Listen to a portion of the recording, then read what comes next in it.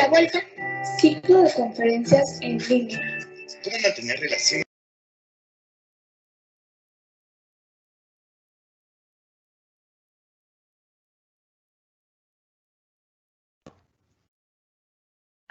Buenas tardes, ¿cómo están todos? Pues otra vez nos da mucho gusto saludarlos, retomar este ciclo de conferencias que, como solamente para recordar, bueno, pues y si le damos la vuelta, es un espacio que hemos construido pues para ir haciéndonos de herramientas y que dar la vuelta no sea solamente una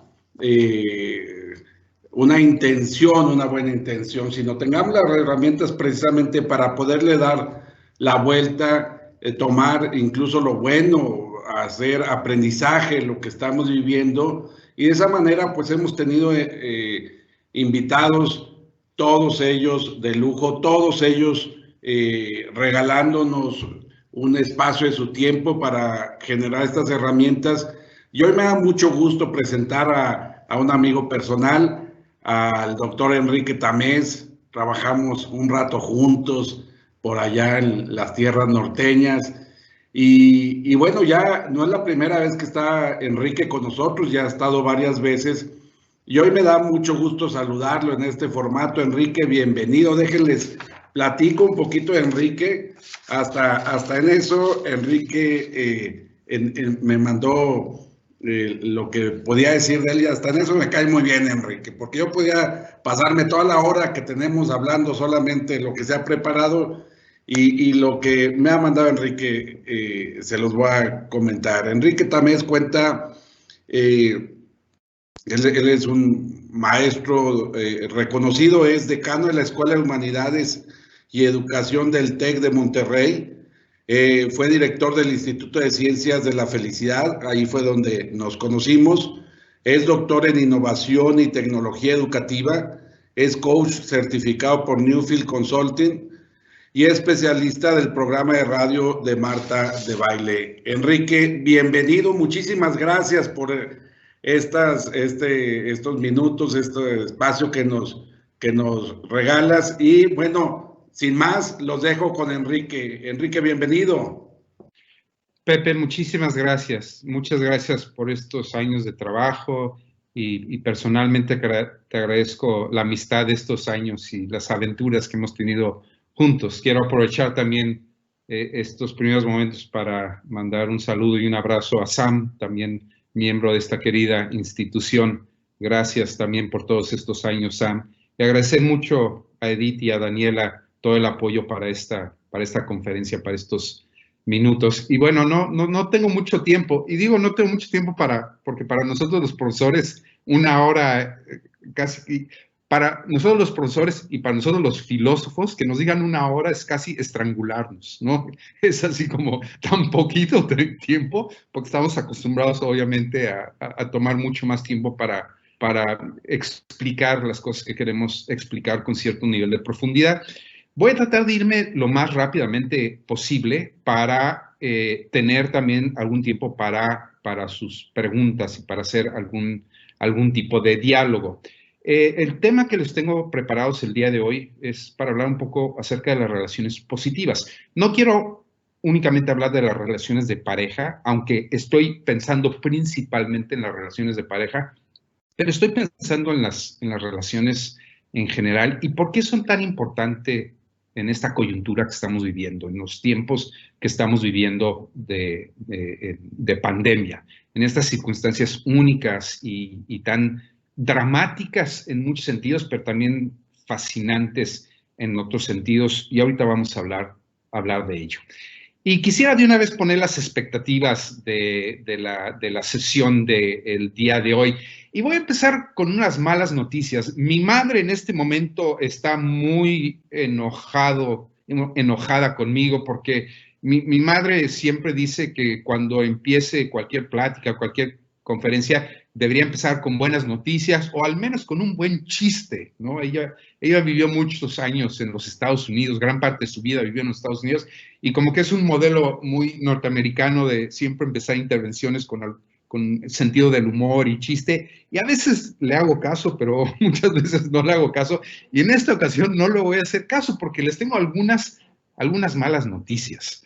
El 95% de la literatura sobre bienestar, sobre felicidad, sobre, por ejemplo, las relaciones positivas, las relaciones personales positivas, de cómo estar bien con tu pareja, cuestiones de autoayuda, es decir, si haces A, B o C, vas a ser muy feliz o vas a ser la pareja ideal o vas a conseguir a la pareja ideal.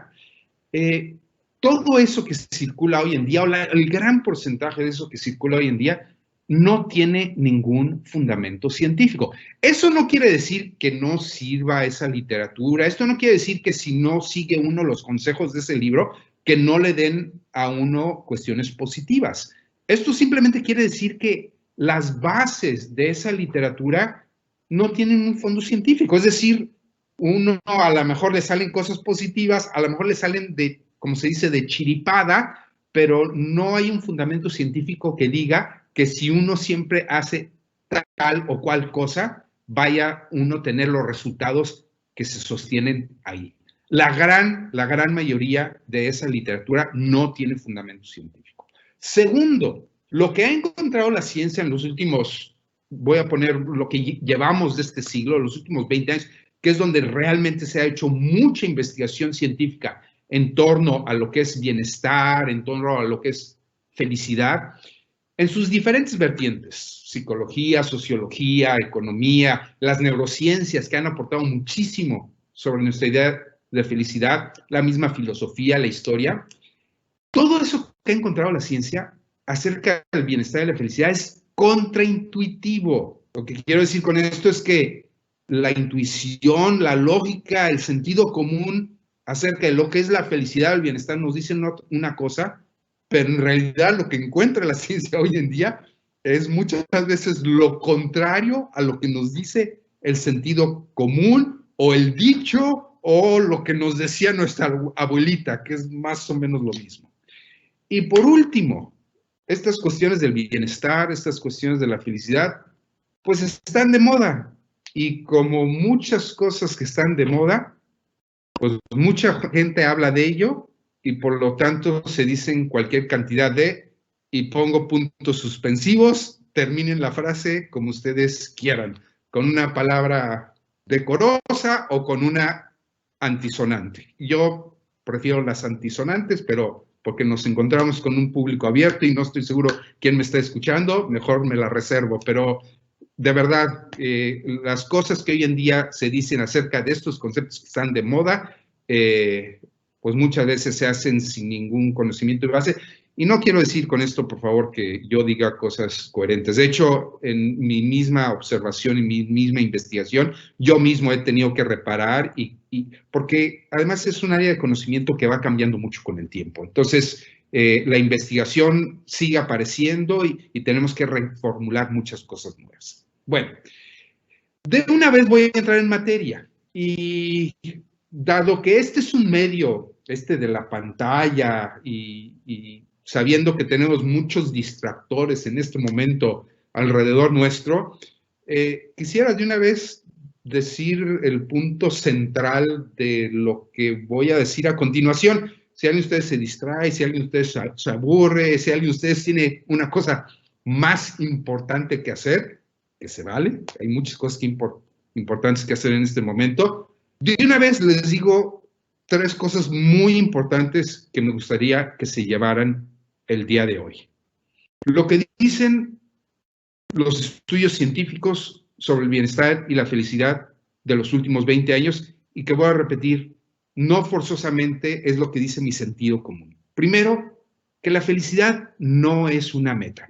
Y ya sé, hay un cliché que muchas veces nosotros mismos repetimos y que más o menos dice, bueno, la felicidad es el camino, no es la meta, la felicidad es el proceso, pero en la realidad, nuestras acciones, lo que nosotros hacemos, lo hacemos de tal manera que pareciera ser que la felicidad siempre lo ponemos como una meta. Hago esto para ser feliz. Estudio esta carrera para ser feliz. Me caso con esta persona para ser feliz. Tengo este novio para ser feliz. Tengo esta amistad para ser feliz. Juego este deporte para ser feliz. Veo este programa de tele para ser... Hago las cosas para. Me rodeo de para. Me relaciono con para ser feliz. Es decir, aunque sepamos la fórmula de que el camino es la felicidad y no la meta, en realidad pónganse a pensar críticamente y seguimos actuando bajo un parámetro falso de que la felicidad es el final del camino. Segundo, muchas veces decimos que en la felicidad, y lo venimos diciendo desde hace siglos, que en la felicidad hay una dimensión espiritual, hay una dimensión casi mágica, hay una dimensión etérea, y toda la investigación científica muestra que la felicidad, lo estoy diciendo políticamente correcta, es más, lo estoy diciendo de una manera mesurada. Si quisiera yo ser brusco y atrevido, diría que hasta este momento la única dimensión que existe acerca de la felicidad es una dimensión brutalmente física. La felicidad es corporal, es química, es neuronal, está acá adentro, está acá adentro, está acá adentro. Son químicos, son reacciones, son neuronas, son dendritas, son sustancias, son hormonas. Es lo más carnal que tenemos los seres humanos.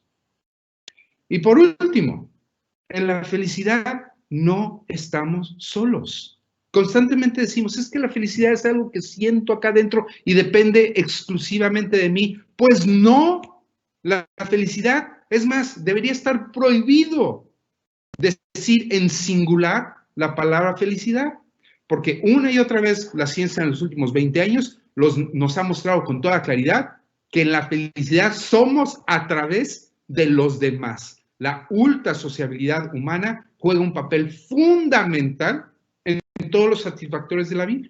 Y los satisfactores tienen que ver específicamente con nuestro bienestar y con nuestra felicidad.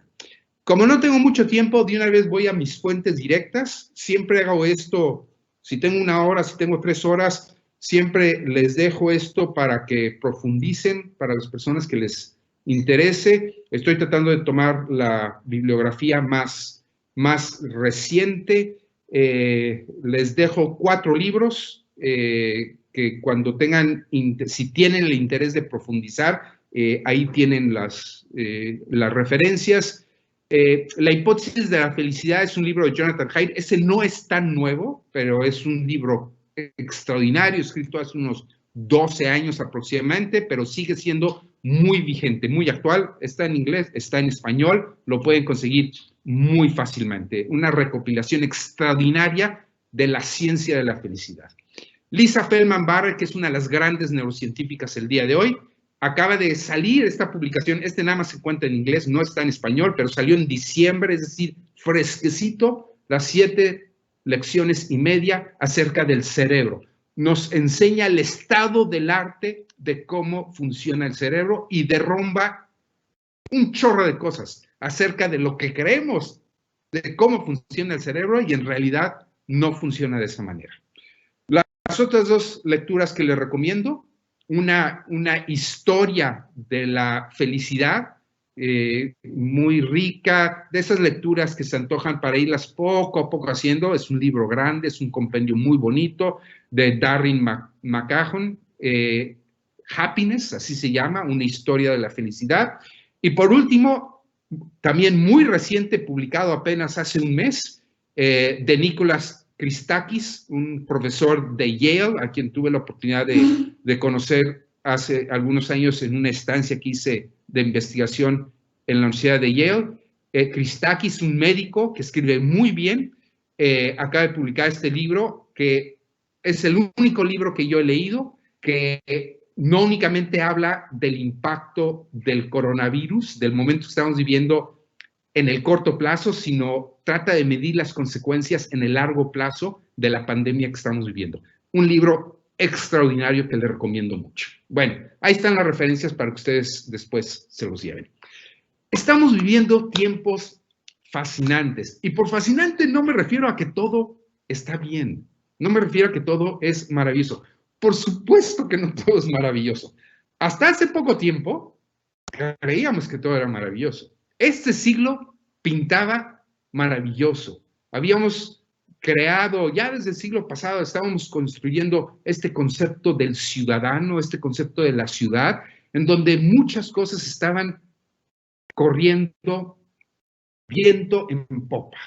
Estábamos construyendo nuestro proyecto civilizatorio de una manera extraordinaria. Si dejábamos un lado un poquito la prensa y si dejamos un poquito también estos discursos políticos que de repente desgastan muchísimo y poníamos atención más bien a la evidencia científica, nos damos cuenta que durante buena parte del siglo XX y lo que llamamos del siglo XXI, los avances en ciencia, tecnología, en economía, prácticamente para todo el mundo, habían sido simplemente extraordinarios. Sin embargo, pues llegó el año pasado y nos pegó una sorpresa. Nos hizo ver que los seres humanos somos muy vulnerables, que las cosas no las tenemos resueltas y que a la vuelta de la esquina puede haber un panorama muy desolador, muy difícil, muy complejo y que tenemos que tener lo mejor del talento humano para poder resolverlo. La pandemia definitivamente ha sacado lo mejor de nosotros, pero también ha sacado lo peor de nosotros. Hay que decirlo sinceramente y objetivamente. Hay una crisis de credibilidad global, hay una crisis de liderazgos, yo creo que lo tenemos que dejar muy claro en el mundo, pero también hay una crisis regional. Por favor, no me malentiendan, no estoy aquí lanzando consignas políticas, es lo último que me interesa. Tenemos una crisis de credibilidad en la región a los ojos de nosotros mismos, pero también a los ojos de otras partes del mundo. Y sin embargo, también, como dije hace un momento, hemos visto también que cosas muy hermosas han salido a partir de esta pandemia. Las redes sociales también nos han mostrado que hay cosas hermosas de lo más esencial del ser humano que nos hacen pensar que tenemos todo para tarde o temprano salir adelante. Personalmente, yo encuentro muy esperanzador que el liderazgo femenino en la esfera política se está mostrando con un talante mucho más exitoso que el masculino. Esas ideas, y perdón que utilice la palabra, esas ideas estúpidas que teníamos acerca de que las mujeres, por su condición de mujer, no tenían ni la experiencia ni las características para tener un liderazgo político relevante, pues simplemente lo que ha pasado en el último año nos ha mostrado claramente que a lo mejor somos los hombres los que no tenemos ese talante político y no es un ejemplo en el mundo, son varios ejemplos. Entonces, lo único que quiero hacer pie aquí es que hay muchas cosas positivas que también tenemos que considerar. Y creo que es un buen momento en estos tiempos de recogimiento de plantearnos, es un buen momento para plantearnos esta pregunta que me gusta hacer siempre con mis alumnos, con sus padres de familia.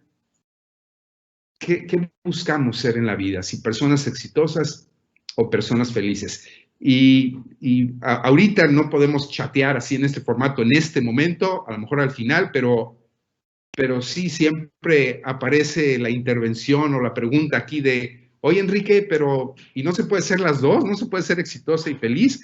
Y mi respuesta es que la sociedad nos los ha confrontado. La sociedad hoy en día ha hecho que las personas exitosas, cuando son exitosas en términos sociales, son personas muy infelices. Y las personas felices, lo último que buscan es el éxito. Entonces, no estoy haciendo el planteamiento de a gratis. La misma sociedad ha hecho esta confrontación y por eso hago la pregunta. ¿Qué preferimos? Porque socialmente o es una o es la otra. Y vale la pena hacernos la pregunta de si vamos a optar por ser personas felices, o siempre hay que hacernos la pregunta si se puede aprender a incrementar esta felicidad, si se puede aprender a incrementar este bienestar, que me gusta separar la palabra bienestar porque hay que hacer un acto consciente de que en realidad estamos hablando de dos palabras, el bienestar, el estar bien.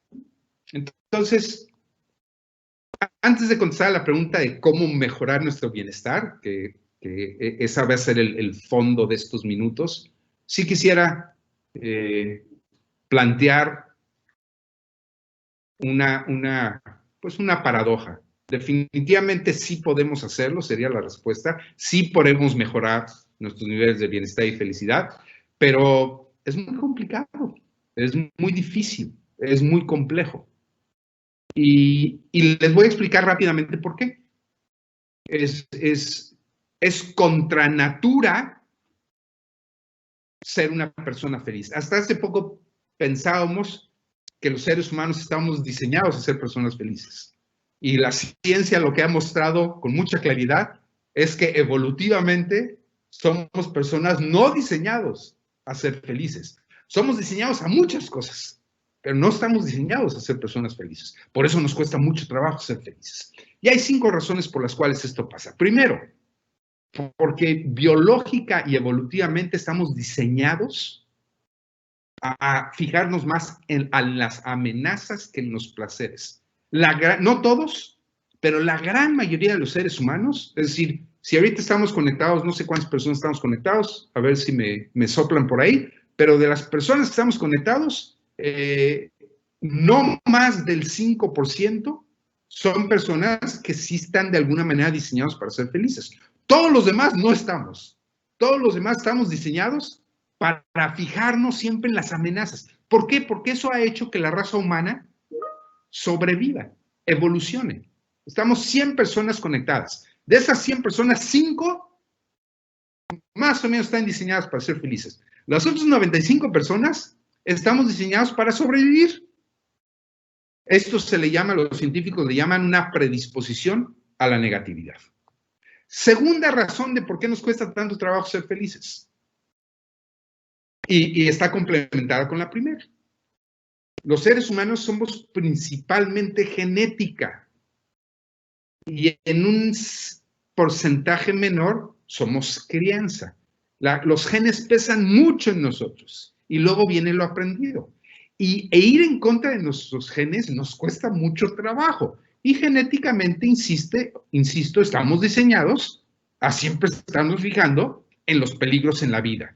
Es decir, estar neuras. Tercero, ese 5% de personas de las que hablé se sacaron lo que le llaman los científicos la lotería cortical. Es decir, su cerebro sí está diseñado a buscar los placeres en la vida. Yo creo que todos nosotros conocemos, nos puede venir a la cabeza el ejemplo de aquella persona y dices, híjole, este cuate, aunque pase lo que le pase, tiene una sonrisa en la cara. Pero tan poquitos son que nos acordamos de ellos, que sabemos quiénes son, que los identificamos, porque tienen esa habilidad, tienen ese no sé qué, bueno, ese no sé qué se llama, que se sacaron la lotería cortical. Y acuérdense, como lotería que es, son muy poquitos los que se la sacan. Cuarto lugar, este es muy importante, no me voy a detener mucho en ello, pero vale la pena que después ustedes lo estudien porque es algo fascinante y además va totalmente en contra de lo que nos han enseñado. ¿Y qué es lo que nos han enseñado? Nos han dicho que el aprender significa tomar información nueva, meterla en nuestro cerebro y que la información vieja, que es diferente a la nueva, la desechamos. Y eso significa aprender. Sin embargo, hoy en día sabemos que neuronalmente no funciona así. La información nueva, cuando entra a nuestro cerebro y contradice la información vieja es muy poderosa. Y la información vieja lo que hace es combatir a la nueva. Y le dice, no, chiquito, yo aquí llegué antes. y la transforma y la niega y la cambia y la reacomoda para que la información vieja se quede ahí y no se deja vencer por la información nueva. De modo que los procesos de aprendizaje para sustituir a la información vieja cuestan muchísimo trabajo. Y esto es muy fácil verla en el otro. En las otras personas es muy fácil ver cómo no, cuando uno ve a la otra persona y dices, qué bárbaro, cómo no se está dando cuenta, cómo no está aprendiendo, cómo está dando cuenta que la realidad se está imponiendo. Pero no nos damos cuenta que a nosotros también nos pasa, porque somos seres humanos. A todos nos pasa exactamente lo mismo. Y quinto, quitémonos la falsísima idea de que nuestro cerebro está hecho para aprender. Ah, es que el cerebro tiene neuronas y las neuronas lo que hacen es aprender. Falso. El cerebro no está diseñado para aprender. La función del órgano que llamamos cerebro no está hecho para aprender. La función del cerebro está hecho para que sobrevivamos. El cerebro lo que hace es controlar todo nuestro cuerpo, todos los órganos del cerebro, todas las señales que está mandando el cerebro para nuestros sentidos, para nuestros órganos internos. Todo lo que hace el cerebro es para que sobrevivamos, no para que aprendamos. Todas estas razones hacen que los seres humanos seamos seres muy complejos, que nos cueste trabajo aprender para ser felices. Les voy a resumir esto que les acabo de decir en algo que nos es muy familiar. Hace 2400 años aproximadamente, un señor que se llama Platón, que todos nosotros conocemos, aunque sea por referencia, escribió una serie de libros que se llaman La República, en donde describió un cuento, pues porque era un cuento muy lindo, un cuento tan lindo que nos lo creímos a lo largo de 2400 años, que más o menos decía así. El ser humano internamente tiene tres fuerzas. Una fuerza de instintos básicos de sobrevivencia, en donde está el hambre, el sexo, y están todos esos instintos básicos. Luego hay otra fuerza en donde están todas las emociones, la alegría, el enojo, el miedo, y luego está la tercera fuerza, que es el pensamiento racional. Y el ser humano lo que hace es tratar de que la tercera fuerza, que es el pensamiento racional, guíe las emociones y domine a los instintos. Y la vida humana es una lucha constante para que esa tercera fuerza, repito, guíe la segunda fuerza y domine a la primera fuerza. Si vemos la siguiente lámina, podemos ver cómo esta idea, durante 2500 años, 2400, 2500 años, básicamente influyó en todas las formas de entender la vida humana a lo largo de la historia. Repercutió en la ciencia hasta hace muy poquito tiempo, hasta hace unos cuantos años, decía, por ejemplo, que había tres cerebros. Uno precisamente en donde se controlaban las cuestiones básicas de sobrevivencia, otro de las emociones y otro el pensamiento racional. La religión, toda la moral judío-cristiana está basada en estos tres principios. La filosofía, Freud, el psicoanálisis, está basada también en esta idea. Y sin embargo, en los últimos 20 años, este ABC del comportamiento humano no tiene absolutamente ningún sustento científico.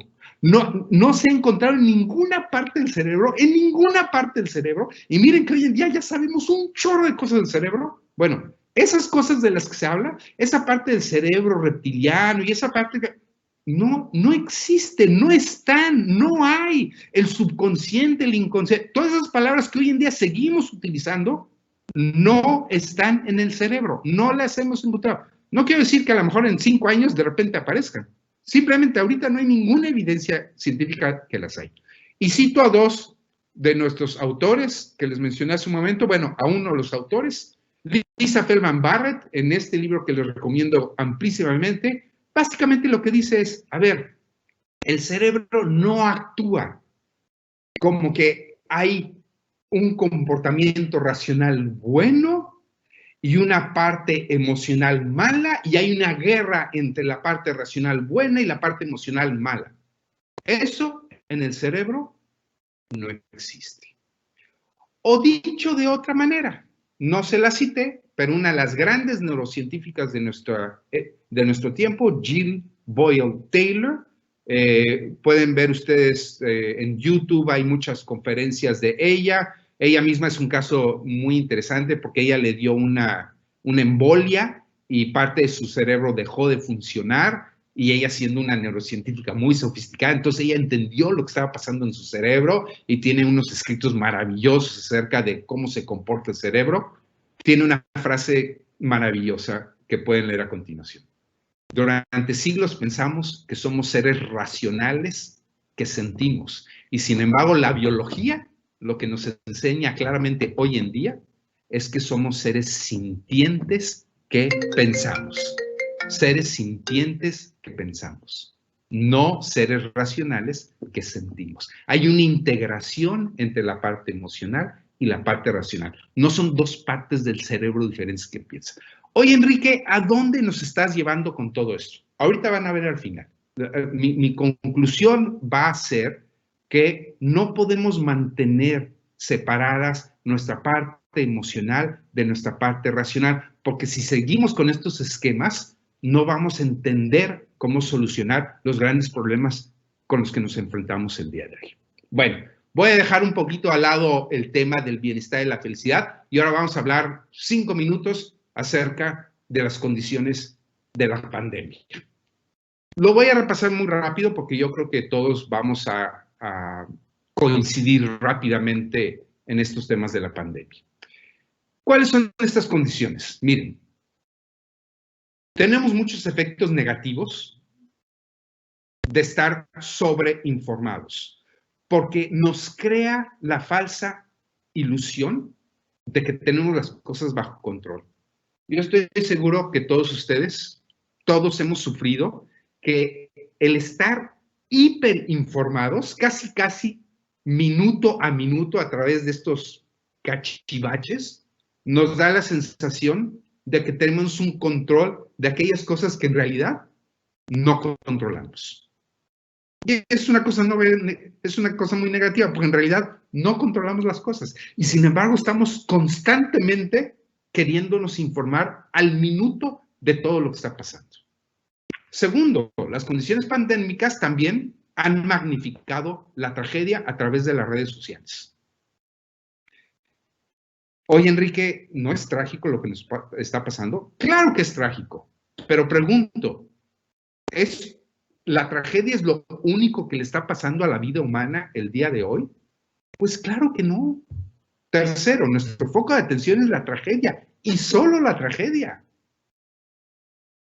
4, esto trae como consecuencia que hay una repetición constante de las emociones negativas. Nos hemos vuelto expertos en las emociones negativas. ¿Por qué? Porque las estamos repite y repite y repite y repite.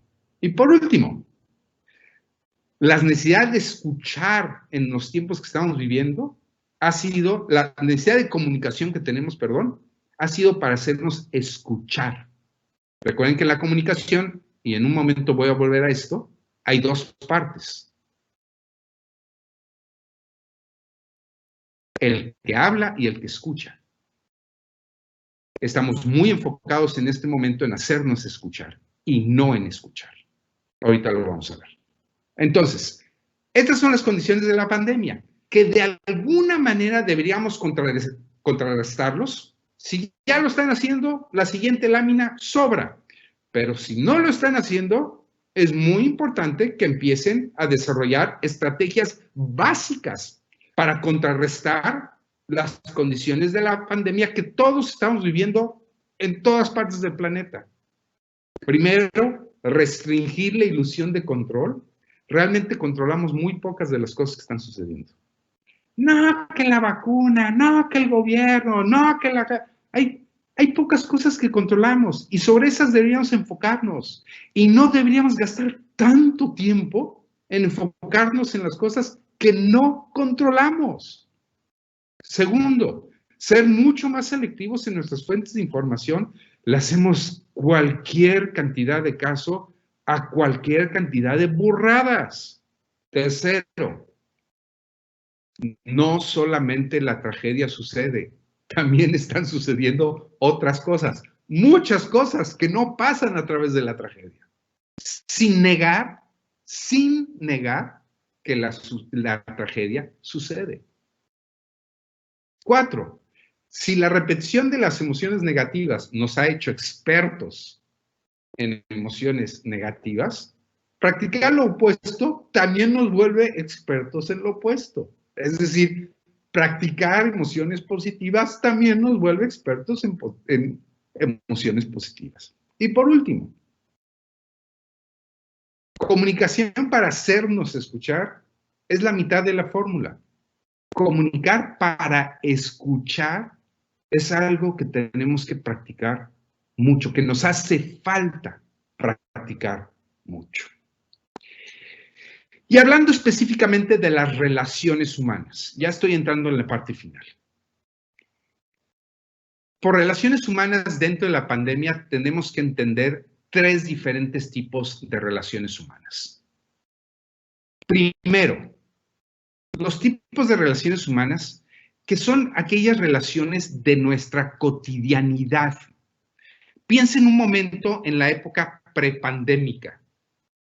Hace exactamente un año, todos nosotros no tenemos la menor idea de qué nos iba a pasar. Bueno, ya estaban pasando cosas en el mundo, pero aquí en México aún no pasaba. No teníamos la idea de que un año después íbamos a estar viviendo este momento, así. Pero hace un año teníamos una rutina de, hola, buenos días, hola, ¿qué tal? Ah, sí, muchas gracias. Esas relaciones de buenos días, le estoy llamando, de contactos mínimos, no saben ustedes lo importante que son, porque regulan nuestra emocionalidad a corto plazo. Esas relaciones cortas, mínimas, que tenemos con las personas con las que nos vamos cruzando en nuestra cotidianidad, son fundamentales, repito, para regular nuestra emocionalidad a corto plazo. Ese es un tipo de relaciones humanas. Luego existe el otro tipo de relaciones humanas, que hoy en día se han intensificado, que son las relaciones que mantenemos a través de una mediación, hoy en día a través de estos aparatos, a través de una pantalla, a través de la tecnología, y que nos ha trastocado, nos ha modificado, nos ha hecho ser diferentes. Y pensemos en nuestra condición de adultos, que la verdad es que entendemos mucho lo que está pasando. Yo pienso en nuestros niños, y ellos no entienden muchas de las cosas que están pasando, y el trastoque ahí es mucho más profundo y las consecuencias no las vemos. No sabemos lo que está pasando ahí y seguramente tardaremos mucho tiempo en entender qué es lo que está pasando de fondo. El tercer tipo de relación son con la familia inmediata, con las que compartimos el mismo techo, el círculo inmediato, el contacto o el exceso de contacto íntimo, porque después de casi un año, pues todos podemos experimentar. Una cosa es el contacto íntimo y otra cosa es, espérame tantito, dame chance. Que no estábamos acostumbrados a este exceso. No estábamos acostumbrados. Bueno, ¿cuáles son los problemas del distanciamiento como lo estamos viviendo en este momento? Primero, pues la falta de contacto físico alenta el sistema inmunológico y la producción de endorfinas. Es decir, exactamente lo contrario a lo que necesitamos hoy en día para estar fuertes. Entre menos contacto físico, le damos al traste a todo nuestro sistema inmunológico. Segundo, la comunicación humana a través de dispositivos se ve afectada de manera importante. Hay muchos estudios muy interesantes. Paul Ekman es el precursor de la famosa teoría de las microexpresiones. No sé si alguien de ustedes vio una serie de hace algunos años que se llamaba Lie to Me, Miénteme. Es una serie, claro, como toda serie televisiva muy exagerada, pero habla de los microgestos, de las microexpresiones, que a través de las pantallas de la época que estamos viviendo se pierden totalmente. Si alguien de ustedes de repente se siente que las relaciones a través de la pantalla se están perdiendo de muchas cosas, no es su imaginación, se las están perdiendo porque están siendo eliminados muchas de las expresiones que a nivel no racional juegan una parte muy importante dentro de la comunicación humana. Los olores. Hay un estudio de Marta Zarasca muy interesante, y varios, pero ese es el más importante, que habla de la importancia del olfato en las relaciones. Y pues a través de los aparatos no hay olor. En fin, eso es uno de tantos elementos que juegan una parte muy importante en la comunicación humana y ahorita estamos entendiendo su importancia. Tercero, la falta de costumbre de aglomeraciones o cercanía física generará en el corto plazo, es decir, una vez que regresemos, pánico, ansiedad, agorafobia, etc. Si se fijan, ya nos desacostumbramos a las aglomeraciones, a la cercanía física. Y ahora que regresemos, ¿qué nos va a pasar? Uy, no te me acerques. Y cuarto, la falta de integración de distintos grupos y, por tanto, habrá crecimiento de segregación. Si se fijan, los pocos contactos que estamos teniendo con los otros, lo estamos teniendo con gente que es muy parecida a nosotros. No estamos teniendo contacto con los otros, con los distintos. Por lo tanto, el sentimiento de segregación va a empezar a crecer. Ok, entonces, ¿cómo construimos o reconstruimos las relaciones en la pandemia? Hacer de la adaptabilidad un acto consciente e intencionado. Somos seres que nos adaptamos. Hay que ponerlo en práctica todos los días. Aprendemos, cambiamos, nos adaptamos por espejo, nos ajustamos y nos sincronizamos con lo que tenemos alrededor. Los seres humanos somos seres que a través de la mirada del otro buscamos esa sincronía todo el tiempo. La vida es mejor y más larga cuando se vive en relaciones significativas. Ahorita voy a hablar voy a hacer una rápida mención de esta teoría de las zonas azules. Y por último, difícil estar bien con el otro si no se está bien con uno mismo. Muchos aún no entendemos la importancia de esta idea. Si voy a estar bien con el otro, con la pareja, con el hijo, con lo que está enfrente de mí, es muy difícil estarlo si no estoy bien primero conmigo mismo. Una rápida referencia a la teoría de las zonas azules de Dan Buettner. Pueden encontrar mucho material en internet. Dan Buettner hace algunos años, a instancias de The National Geographic, hizo una investigación en diferentes partes del mundo, localizando ciertas congregaciones, ciertos grupos de personas que vivían muchos años. Y no únicamente vivían muchos años, vivían muy contentos. Y después de muchos años, localizó estos 4 lugares en California, en Italia, en Japón y en Costa Rica, y trató de ver qué era lo que hacían estas personas que vivían muchos años y muy felices, a diferencia de todos los demás seres humanos, y encontró ciertas reglas. Y si ustedes se fijan, de esas reglas, básicamente hay 2 indicadores muy importantes que definen estas comunidades longevas y felices. Una tiene que ver con un cuidado muy especial del cuerpo. Insisto, los seres humanos somos cuerpo. Y el otro, las relaciones significativas, las relaciones con el otro, el sentido de comunidad.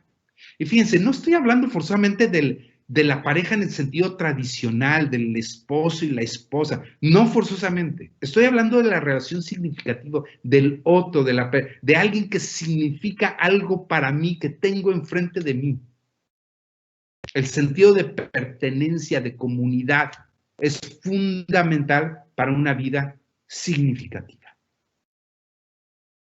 Entonces, ahora sí, concluyendo, y ya dejamos un espacio para unos minutos para algunas preguntas. Hegel escribió hace 200 años aproximadamente: la historia no es la tierra fértil donde la felicidad crece. Debemos, perdonen la frase pesimista, pero tenemos que recordar que la historia humana es una historia bastante cruel, es una historia muy complicada, es una historia bastante difícil. Aún así, los fundamentos de la sociedad moderna, mostrado a través de dos documentos fundacionales, la Declaración de los Derechos del Hombre y la primera constitución política del mundo occidental, que es la de nuestros vecinos del norte, los dos hablan de que la sociedad tiene como fin llevar la felicidad a todos los integrantes de esa comunidad.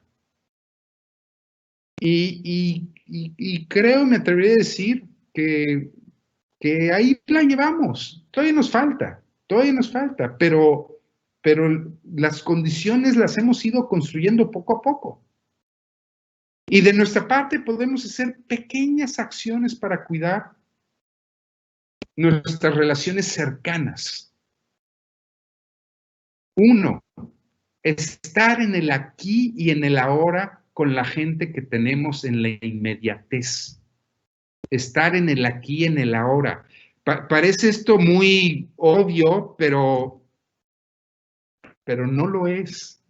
Y más como estamos en el teletrabajo y en la teleescuela y en el teletodo, parece que lo más cercano es lo que está más lejos y no lo que está físicamente más cerca. Y tenemos que hacer un esfuerzo para entender que lo más importante en este momento no es lo que está más lejos, sino lo que está físicamente más cerca.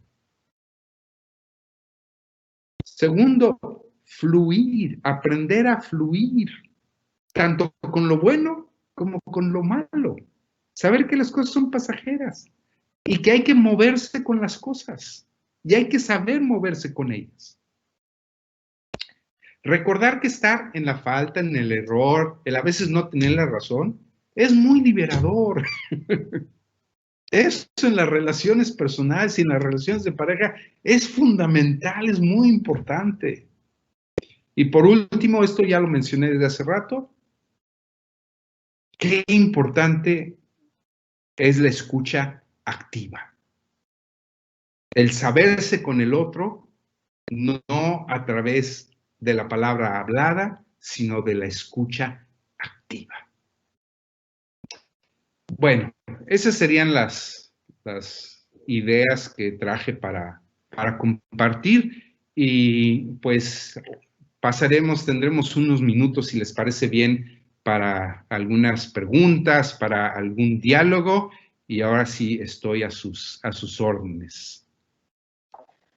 Gracias, Enrique. Hay varios comentarios y hay también, algunos son meramente comentarios, algunos sí son preguntas.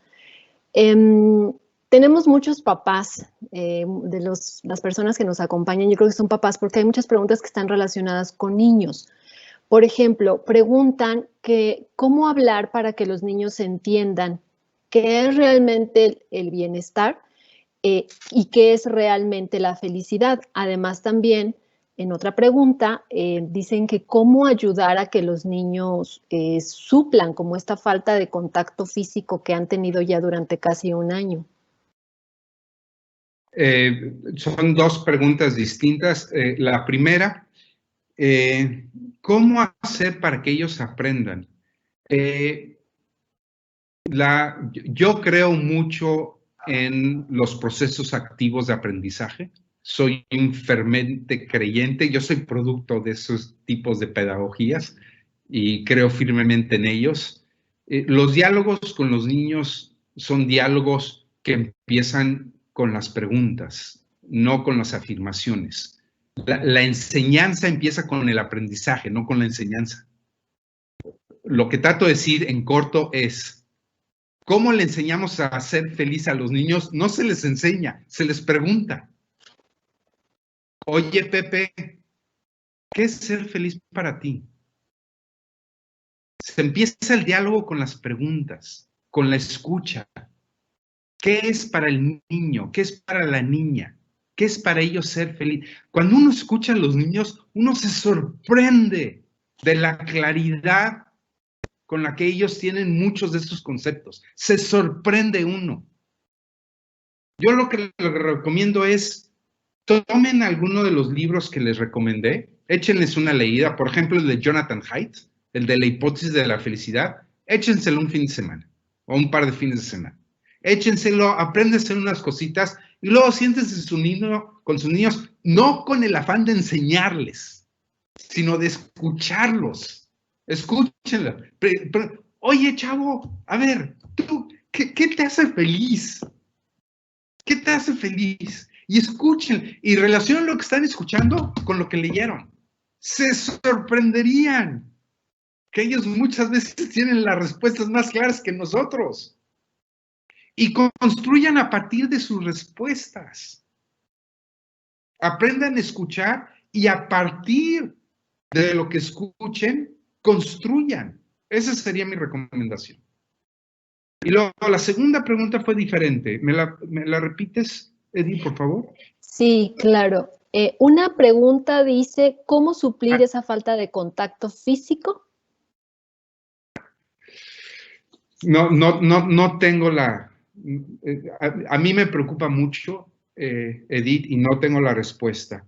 Yo estoy muy preocupado por los niños y hace poco escribí un artículo, si quieren después se los mando para que los circulen.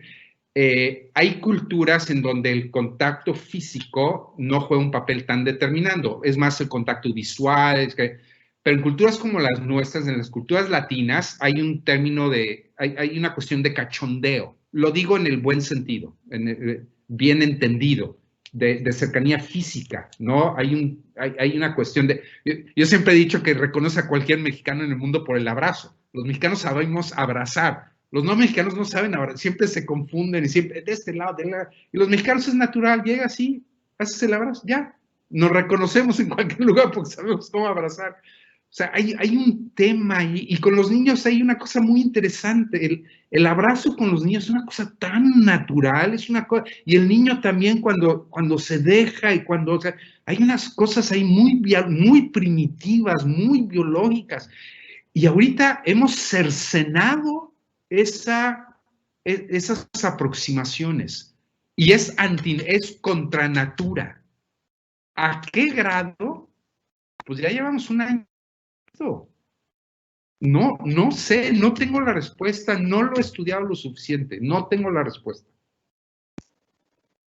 Muy bien, muchas gracias, Enrique. De hecho, hay como varios temas relacionados con esto mismo, porque otra de las preguntas dice, en tu opinión, ¿qué va a pasar con los niños y adolescentes?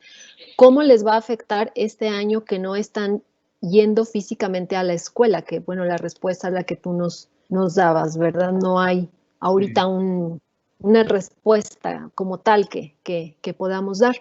Y nada más, y déjame complementar. Entonces yo soy maestro y yo soy padre de familia. Y entonces quiero aclarar que mi punto de vista no es muy objetivo, es bastante subjetivo. Y también voy a hablar ajeno mis hijos además ya son grandes, ¿no? Debo hacer también esa aclaración. Me refiero a grandes, ya son post-universitarios, entonces ya mi relación con ellos es una relación de adultos. Entonces, ¿qué es lo que me preocupa? Lo que me preocupa es que hay etapas de desarrollo que están siendo truncados y que hay toda una parte de lo que los pedagogos llaman el currículum oculto. El currículum oculto es todo lo que pasa que no está en el diseño de cosas que son muy importantes, ¿no? Entonces, lo que pasa en un recreo, lo que pasa en las estructuras de poder, en un salón de clase, todas esas cosas que aprendemos cuando vamos a la escuela. que son muy importantes. O sea, en la escuela, ustedes acuérdense críticamente cuando fueron a la escuela, aprendieron muchísimas cosas, además del 2 más 2, son 4, muchísimas cosas. Y las aprendieron en la escuela, no las aprendieron en la casa, no las aprendieron, claro, aprendieron otras cosas en la escuela, perdón, en la casa, pero aprendieron muchas cosas en la escuela. Y la pregunta es, a ver, en un año, esas cosas en un año no las están aprendiendo. ¿Y qué va a pasar? No, pues ya el siguiente año las van a recuperar y las van a solventar y se van a superar. O en ese año va a haber una huella, va a haber una tara, va a haber una huella que no vamos a poder. Yo no creo que tengamos la respuesta. No creo que ahorita alguien tenga la suficiente claridad mental para decir que un año sin la presencia de ese currículum oculto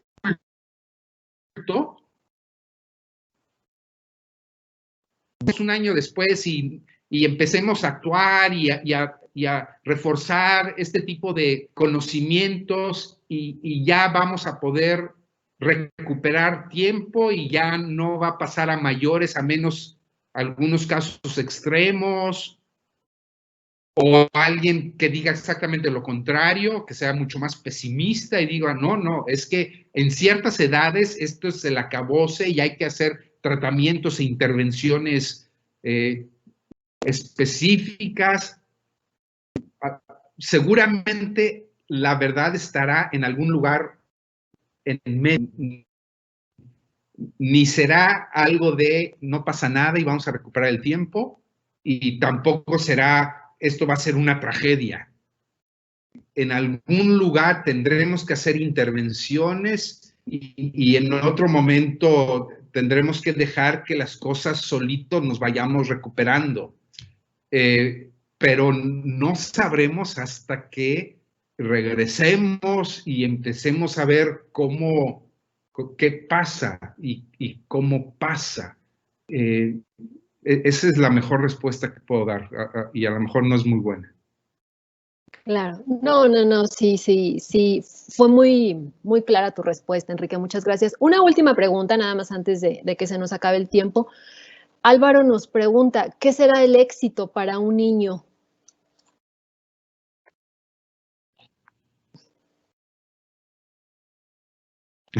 Ay, ¡qué complicados! ¡Qué barbaridad! Ya no son horas para ese tipo de preguntas.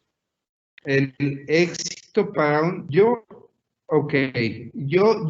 definía el éxito al principio como una contraparte de la felicidad. El éxito socialmente está definido en términos de reconocimiento, ¿no? Y la felicidad no forzosamente está hecho en términos de reconocimiento. La felicidad se vive de una manera diferente que el reconocimiento, que sería más por parte del éxito.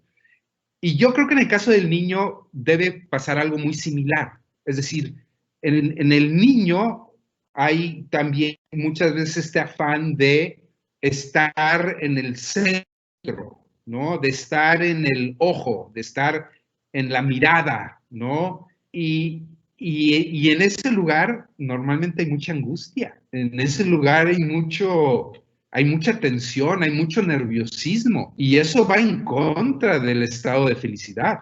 Entonces, yo creo que mi respuesta es, no creo que sea diferente a la respuesta de un adulto. Creo que el éxito en los niños es un lugar bastante incómodo porque forzosamente requiere de estar en un lugar de atención que es muy difícil de sostener, muy complicado de sostener. Mientras que el lugar de la felicidad es un lugar de mucho mayor tranquilidad, de mucho mayor silencio, de mucho mayor satisfacción que el del reconocimiento.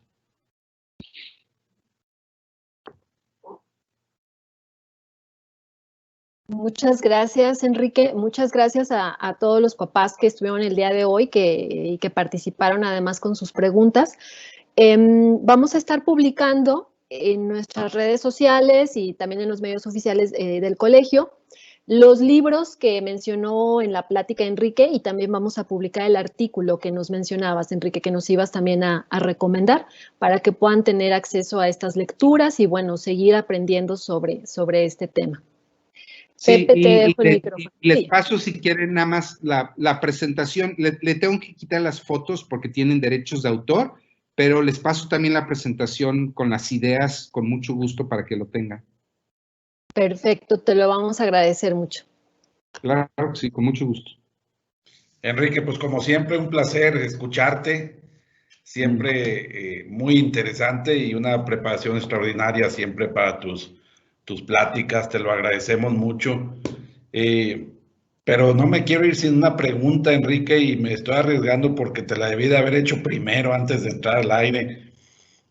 ¿Cómo ves esta práctica de mindfulness que hacemos en la apostólica con respecto precisamente a abatir estas partes negativas y a fortalecer las partes positivas en cualquier momento, pues específicamente en la pandemia? Pepe, va a sonar a comercial, pero pues que suene así. El día de ayer hice un podcast para una colega de la Universidad de Melbourne. Me hicieron una entrevista y nos conectamos del otro lado del mundo. Esa es una de las cosas bonitas de la pandemia, ¿no? Que de repente el mundo se achicó y pues andas en Zoom, ¿no? Entonces en un día estuve en Australia, estuve en Estados Unidos, estuve aquí en México, todo en un día, ¿no? Entonces eso resulta maravilloso. Entonces estábamos hablando de resiliencia y en el podcast que estábamos grabando estaba hablando de este kit de herramientas para la pandemia. Y en este kit, en primer lugar, Pepe, puse el tema de la meditación, de los ejercicios de meditación, y entre ellos el mindfulness. La meditación forma parte del kit fundamental para pasar estos tiempos de pandemia. Fundamental. ¿Por qué? Porque los ejercicios de mindfulness lo que hacen es eliminar todo este tema que no controlo, que no depende de mí. La mente muchas veces está en lugares que no son su lugar. El único lugar de la mente es aquí. Los otros lugares no los controla, no puede hacer nada por ellos, no. Y un ejercicio de mindfulness lo que hace es traerte y decir, aquí estás. No estás en otro lugar. Es aquí en donde estás. Y como la mente hace mucho esto de irse a otros lugares, hay que ejercitarse. No es una cuestión de hacerlo una vez. Hay que poner una rutina, hay que poner una disciplina, porque a la mente le encanta meterse en otras cosas, le encanta preocuparse por quién sabe cuántas cosas, le encanta irse y meterse la mente es una chismosa y es una cosa, y lo que hay que hacer es meter una rutina para decirle, no, vente para acá y estate aquí, porque este es tu lugar, porque lo que puedes hacer está aquí y no está en otro lugar, y te tienes que enfocar aquí y tienes que estar aquí. Entonces, la meditación en general, pero específicamente el mindfulness, lo que nos ayuda es decir, tu zona de influencia y tu lugar están aquí. Todo lo demás, no hay mucho que se pueda hacer. No hay mucho que se pueda hacer. Entonces, mi reconocimiento, yo la primera vez que fui allá contigo, Pepe, a mí me sorprendió mucho ver cómo desde chavitos, ¿no? Es maravilloso ver cómo los chicos de repente, ¿no? Los veías así todos quietecitos, todos tranquilos, y luego ya después se ponían a hacer sus cosas, y no creo que haya práctica más de mayores beneficios para los tiempos que estamos viviendo que una buena disciplina, no una vez, no dos veces, una disciplina de mindfulness. Los felicito mucho por eso. Muchas gracias, Enrique. La lectura está en tu kit. La lectura está en mi kit. Entonces, el ejercicio,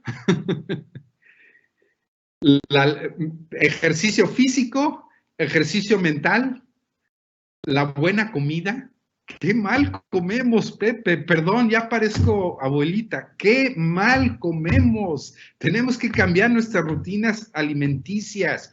El dormir.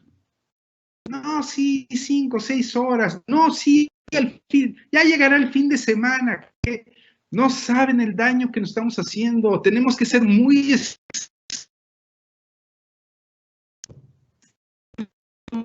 los hábitos de meditación. Yo personalmente no hago mindfulness, pero hago meditaciones con el mindfulness. Necesitamos todo un kit porque los tiempos que estamos viviendo no son sencillos. Entonces, hacer un buen kit para estos tiempos que estamos viviendo es muy importante. Pues, Enrique, yo por mí tengo un chorro de preguntas todavía, pero el tiempo se nos acaba y por respeto también a los papás, esta conferencia queda grabada y queda a disposición también de los papás. Fíjate que San Luis en estos días es muy airoso, lo cual trae nopales próximamente, pero por lo pronto hay que sufrir los aires y eso también pues entorpece un poquito la conectividad. A veces se cae el internet en algunas colonias. Entonces por ahí te estaremos platicando luego también de las veces que te vean después de hoy. Este ciclo de conferencias donde buscamos herramientas para darle la vuelta ha tenido gente como tú que nos ha dejado enseñanzas muy prácticas y que nos vamos con herramientas que podemos empezar a implementar el día de hoy, y eso nos has dejado, Enrique. Te agradezco muchísimo. Tienes la virtud de poner las cosas también muy claras, muy específicas, y que nos quedan estas recomendaciones, estas prácticas, lo cual agradecemos muchísimo. Les mando un abrazote y ojalá que la siguiente pueda ser por allá en San Luis o por aquí también, digo, cualquiera de las dos. Pues hay que aprender y yo creo que te tendremos algunas veces acá en vivo para darnos ese abrazo de mexicanos que dices, claro que sí, pero también en otras veces utilizando esta tecnología para tenerte más veces con nosotros. Muchísimas gracias al equipo que ha estado aquí apoyando, a Dani, a Adriana, a Edith y a todo el equipo de imagen y promoción que siempre nos está ayudando, también ahí al equipo técnico que también siempre está en estas pláticas por si algo se nos atora de la tecnología. Muchísimas gracias, buenas noches a todos y nos vemos en la próxima.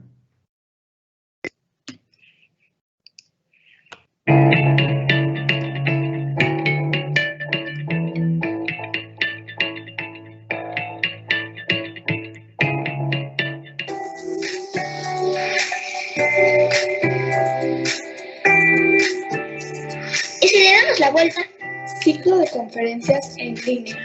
¿Cómo mantener relaciones y amistades positivas en tiempos de pandemia? Conferencista Enrique Tamés.